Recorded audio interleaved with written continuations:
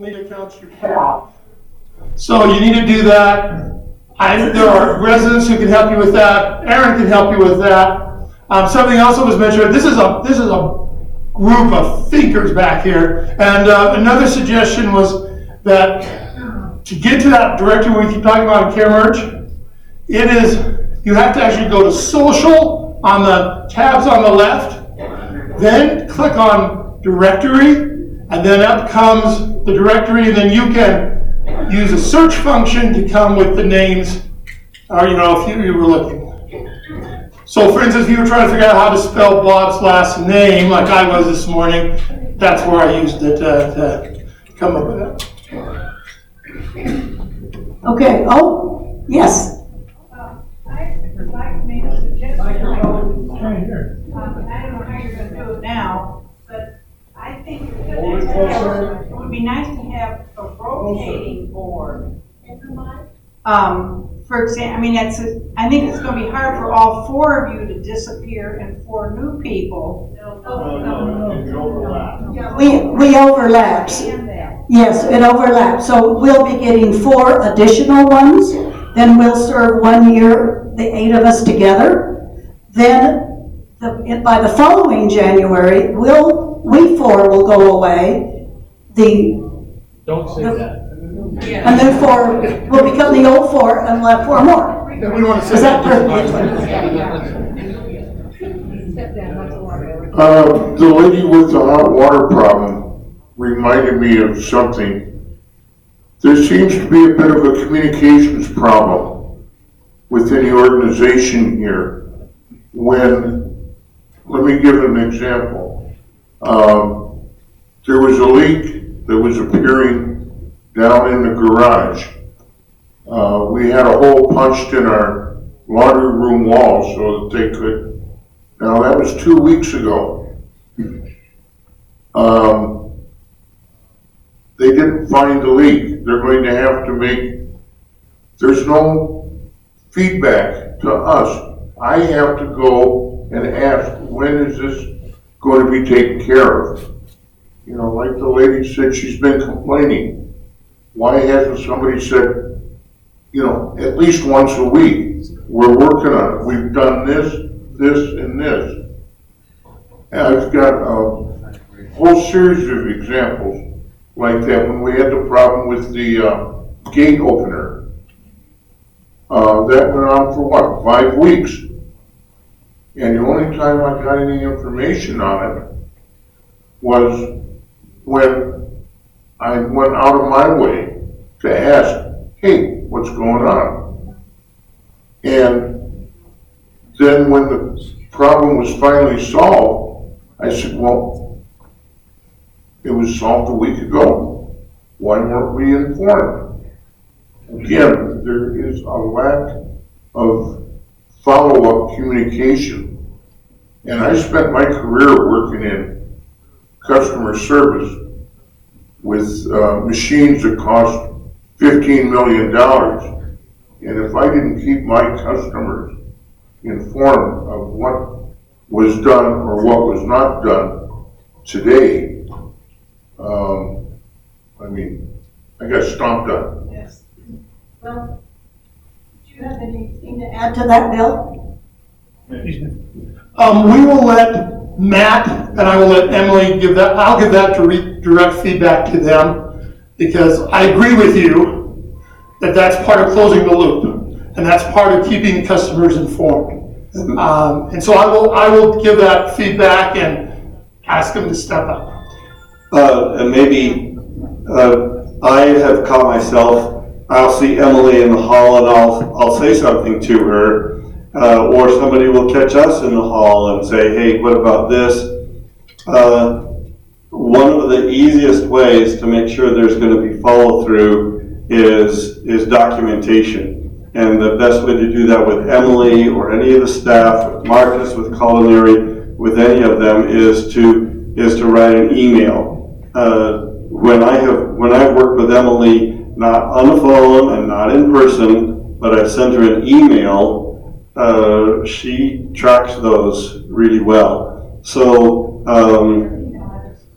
Right, you can get anybody's email address, any of the staff on CareMerge in the directory there for staff. And that has worked for me. That's my own personal experience is when I documented it with an email, she followed through, I was able to, we had that email chain so that there was a give and take, and I was able to stay up to date and current with how things were. So email would be a great way to do that. Marsha? Well, if I get really desperate, I go to Mark. And the reason for that is that I had a leak in my apartment and it kept getting booked really bad, and the people wouldn't believe me. So then it got really sloppy and mushy.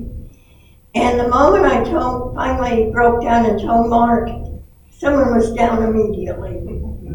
And I hate to pick on him that way, but he does get things done. Therefore the title, CEO. Okay, you better take the mic while you can. Go ahead. Okay. You got it. I have two questions. One being for the pool toys, it's okay if we bring our own, correct? I've bought a whole bunch for my nieces and nephews, and I just blow them up, we use them, take them back. Just do it. If we're not allowed to, you will be informed later.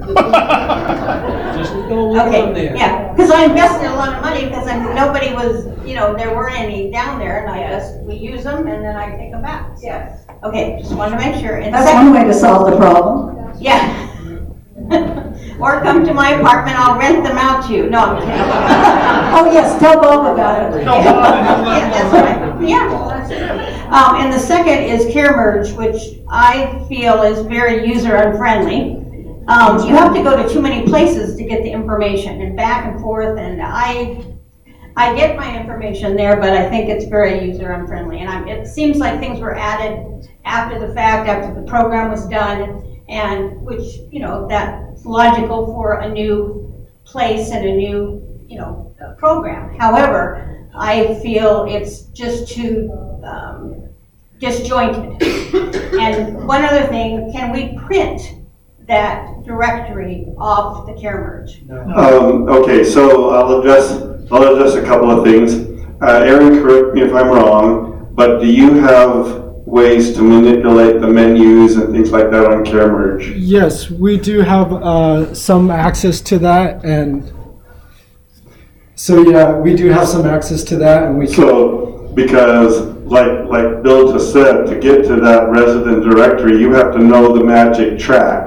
You have to know to go to social and then to directory. It's not intuitive, and so there might be things that now that we're used to using it, that you could maybe make that flow a little more intuitive and accessible for us. But I think the important thing to remember, whether you like it or not, CareMerge is a third-party system. It was not created in-house. So there isn't on staff some programmer in the basement deciding where this is going. So you have some limited abilities, but there's some programmers back east or wherever that actually decide that that's the path to take. So you can only do so much, is what I'm trying to say. Thanks. Trying to lower the expectation here. And your other question about printing it, not directly from CareMerge, but like we say, Debbie White prints quarterly a hard copy of residents, but it is sorted according to first name, and alphabetical first name. And that I know that maybe you'd rather have it according to apartment number, or you'd rather have it according to last name, or you'd rather have it according to color of eyes. But we can just live with it. Peter. Hold on, wait. Oh, okay. So, sweetheart, how do you handle that problem? With what? Directory, and you don't like it sorted by first name, so what have you done in the past? Oh, okay, now I'm remembering. Sorry. I had her send me an electronic copy, and Bill transferred it to Excel, and I can sort it any way I want. Now you can do that as well. Okay, quick question on the directory. A couple of months ago, it was pointed out that if a person does not have a email address, that they did not appear in the directory. And No, we're talking two different directories here. There's a Caremerge directory, which you need an email address, because you need an account. There's the directory that Debbie White creates, which is just a big giant spreadsheet. She gets that, but when you sign in and get your keys. So there's two different directories. There's a published directory that's Debbie White's, and then there's a Caremerge. And the only one that Debbie has is just your name, your phone number. I think it might have your email address on Email it. address. But it doesn't have your photo, it doesn't have, I don't think it has your room number. Oh, it does, And, at the front desk. and the RAC has an email, list, a directory. So we can send out emails to everyone, and there are about 3 or 4 people who do not have emails, and so they don't get the things that we occasionally send out. And the only way we can make our directory is by knocking on someone's door and saying, can we have your email address? So there are a few people we do not reach. And we've done that to most of them. I've got a question. The notifications that there's something on Caremerge that comes by email, and we get a list of, there's ping pong and there's this and that. We get as many as 4 or 5 emails a day, which is frankly a pain in the butt.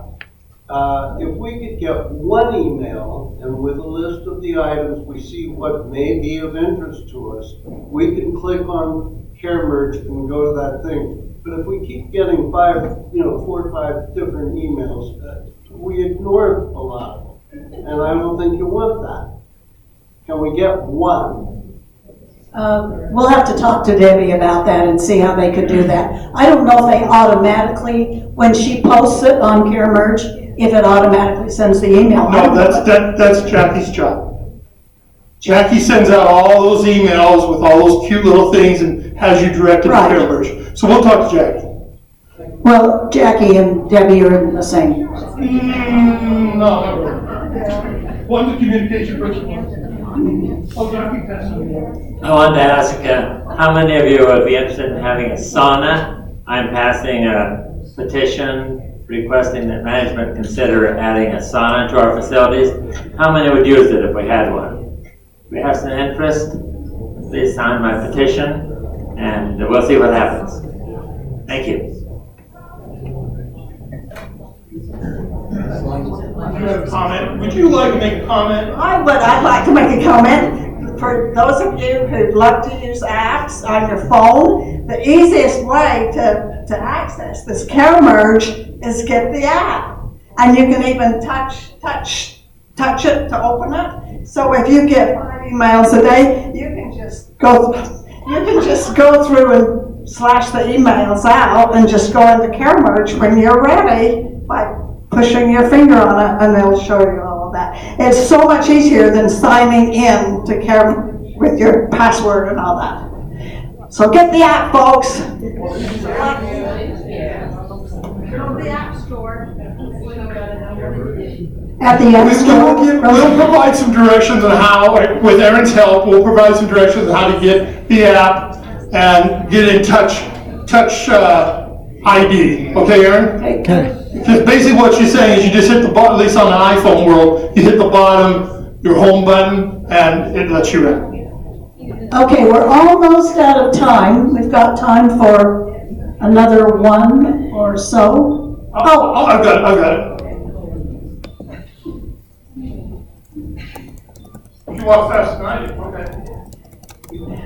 I had 2 questions, and I'm not sure if this is the forum for it. Sure. One has to do with there is a definite urine smell on I believe the carpet in the mailbox area on the back wall.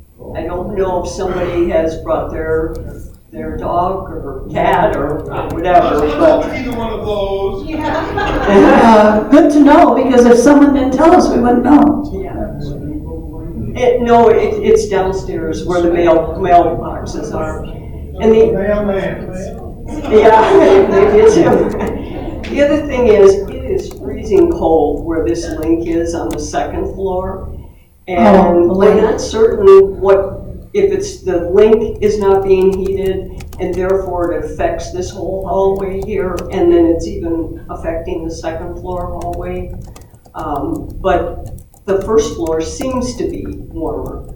So it may just be that there's a problem with the heating. So I don't know if that's an Emily thing. We'll have to let someone know about that. It seems to me they've always had, whether it be hot or cold, issues with the links. Yes. So thank you. Okay, I think that's it for now, folks. We've got our list of things to go with, and we'll see. We should thank our temporary. Yes, our temporary. Barb agreed on the second she walked in the door to be our temporary scribe today. So, like we've often said, you tell us things, but if we don't have it written down, we're very likely going to forget. So in order to do a good job and bring you answers next week, that's what we have to do. So, thank you all for coming.